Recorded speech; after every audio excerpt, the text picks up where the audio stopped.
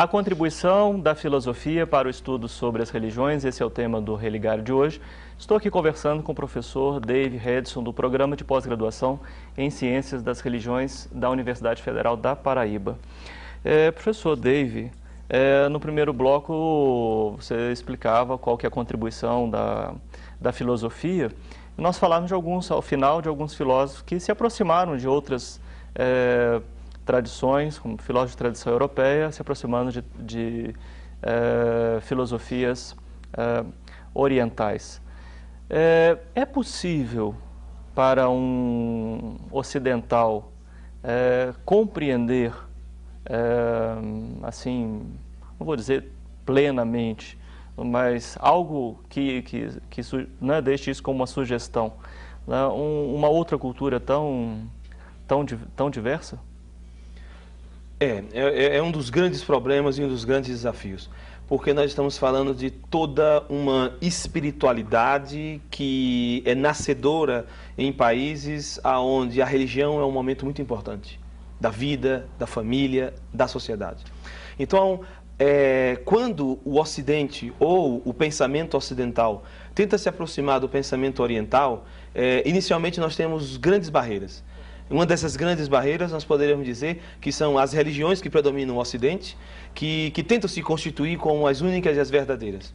Então, eu creio, e a partir de nossas pesquisas a gente pode tentar enfatizar bastante isso, que quando não existe essa certeza e essa confiança de que a minha religião é a verdadeira, eu acabo me abrindo mais a uma cultura diferente. Acabo respeitando alguns valores, alguns gestos, alguma música, eu acabo respeitando aquela cultura, quando eu abro mão do preconceito ou do prejuízo conceptual. Agora, pensando no indivíduo que tem vivencia a sua experiência religiosa, a filosofia consegue chegar a esse núcleo experiencial do homem de fé? Ou a filosofia, ou não? A filosofia chega a falar de uma exterioridade. O que é que a filosofia pode fazer em relação a esse homem que crê? Nós temos uma dualidade grande, uma densa dualidade de que essa espiritualidade ela pode ser vivida, mas dentro da concepção da vida espiritual, eu tenho que ter uma concepção de que existem outras vidas espirituais, existem outras culturas e outras religiões. Então, e aí estaria um grande momento para que a filosofia da religião ela pudesse abordar esses novos contatos, essas novas possibilidades. Então, plenamente, é possível um indivíduo que tem sua fé, acredita em sua fé, contemplar e conhecer outra religião pelo viés filosófico. A questão básica, eu acho que essa é uma das grandes questões na área das ciências das religiões, é justamente a parcimônia que deve haver entre a compreensão de minha religião e a compreensão da religião do outro, o respeito de minha religião e o respeito da religião do outro. Sim. Você vem produzindo bastante nessa área, não, da filosofia das religiões.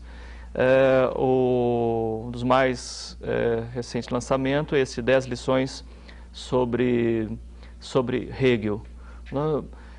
Nós não vamos poder comentar os 4 livros, então vamos tentar ao menos sinalizar para o telespectador que queira depois conhecer seus escritos.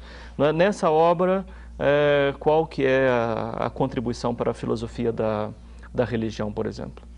Bem, essa obra eu entendo que ela é também bem dual. Efetivamente, o livro ele foi feito não para a área de filosofia. Isso é uma questão bem interessante. Hegel sempre foi tido como um filósofo difícil, de uma escrita complicada e densa. O alemão ao qual Hegel escreve é um alemão pesado e denso, como eu disse.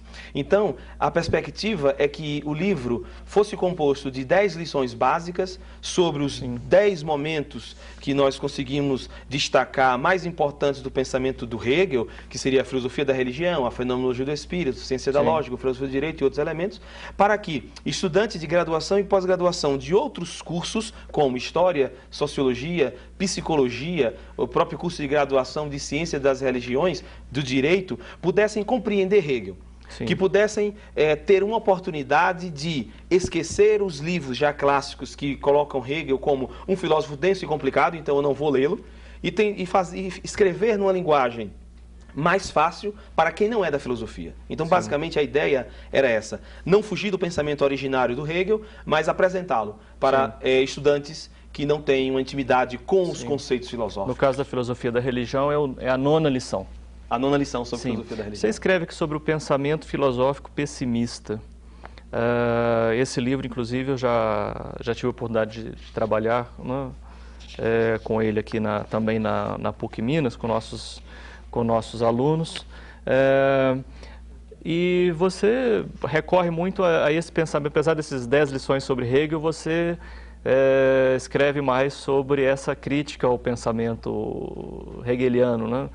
Schopenhauer, Feuerbach, Cioran, você também tem trabalhos sobre Cioran. O que se representa essa linha Nietzsche? Não? O que representa essa linha de crítica ao pensamento hegeliano para a compreensão da religião, sobretudo nos nossos dias? Bem, o Hegel é muito conhecido como sendo o pai da filosofia da religião. Ele estabelece, por exemplo, o cristianismo como uma religião absoluta. E Hegel está num momento histórico muito importante, que é o momento do idealismo alemão. Fichte, Schelling e Hegel são os 3 grandes filósofos do idealismo alemão. E na minha experiência dentro da filosofia, contempla efetivamente os críticos do idealismo alemão. Mas o primeiro passo é que eu não posso ler Schopenhauer, Feuerbach, Nietzsche, Cioran, Kierkegaard, sem conhecer Hegel. Eu tenho que mergulhar dentro do pensamento de Hegel para chegar à primeira conclusão. Qual seria?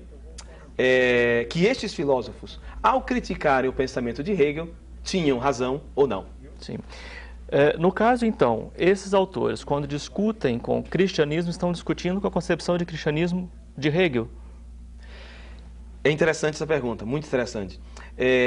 Como todos esses filósofos têm uma matriz crítica ao cristianismo, e muitos deles são até entendidos como ateus, como Nietzsche, como Schopenhauer, Feuerbach, isso é bem discutido hoje na academia. Sim. Estes filósofos, efetivamente, são mais interessantes na pesquisa da filosofia da religião pelo fato de, em suas críticas ao cristianismo, terem compreendido e terem partido para outras religiões. Como eu dizia anteriormente, o Schopenhauer e o Nietzsche tiveram uma grande ascendência do budismo. Inclusive, um discípulo do Schopenhauer, chamado Paul Deussen, diz que Schopenhauer teve uma péssima tradução das Upanishads, mas fez uma boa interpretação. Então ele teve um insight para a compreensão. Então, dentro da filosofia da religião, isso é muito importante. Tanto Hegel como os filósofos críticos a Hegel, que podem ser entendidos como críticos ao cristianismo. Sim, mas é um cristianismo segundo essa interpretação? Ou, como anterior a de Hegel, a de Kant, eles estão discutindo religião ou eles estão discutindo filosofia? Eu diria que eles discutem religião, mas disfarçada, né? Eles estão discutindo filosofia, né? Mas, efetivamente, Hegel, até por questões pessoais, ele parte para uma compreensão da religião, de sua religião, como uma religião absoluta, para poder, praticamente, se efetivar dentro do ambiente teológico em que ele convivia na Alemanha, em sua época, na universidade. Então, aqui o pensamento metafísica do sofrimento do mundo, você trabalha os vários autores, né, que você mencionou. Aqui é o mais recente, não é isso? Isso. Acaba de sair pela editora Nova Harmonia, Ludwig Feuerbach, Filosofia, Religião e Natureza. Inclusive, essa sua passagem aqui por Belo Horizonte para gravar o Religare não é motivado por um trabalho sobre Ludwig Feuerbach. Como andam os estudos de Feuerbach e a religião no Brasil? Bem, esse é um outro desafio muito grande. Estudar Feuerbach no Brasil. Pelo fato de, atualmente, nós termos poucas traduções disponíveis ao português. Mas, atualmente, já existe um grupo pequeno, que de 2 em 2 anos se reúne e promove encontros, se reúnem nos encontros e congressos da área de filosofia, da área de ciência das religiões. Então, estudar Feuerbach significa dar uma nova luz à filosofia da religião, já que Feuerbach ele compreende a religião nos moldes da ciência da religião. Sim. Foyle, por exemplo, não entende uma filosofia da religião e diz especificamente em uma de suas obras que existe filosofia em todas as religiões. Então, é um autor que precisa ser mais lido, ser mais buscado, né? Ele inaugura o que nós conhecemos de teologia antropológica e ateísmo antropológico, né? E efetivamente ele é muito descredenciado por isso. Mas existem muitas joias lá dentro do pensamento dele que precisam ser redescobertas pelos filósofos e pelos cientistas da religião. Sim. Não pude comentar esse texto que você organizou em memória dos 150 anos da morte de Schopenhauer, mas vou dizer para o telespectador que ligar esta semana, né, que estará concorrendo a esta coleção, né, de obras, né, obras de sua autoria, ou que você organizou com outros colegas da academia. Agradeço, né, a sua participação. O Religar é um projeto de extensão do programa de pós-graduação em Ciências da Religião da PUC Minas.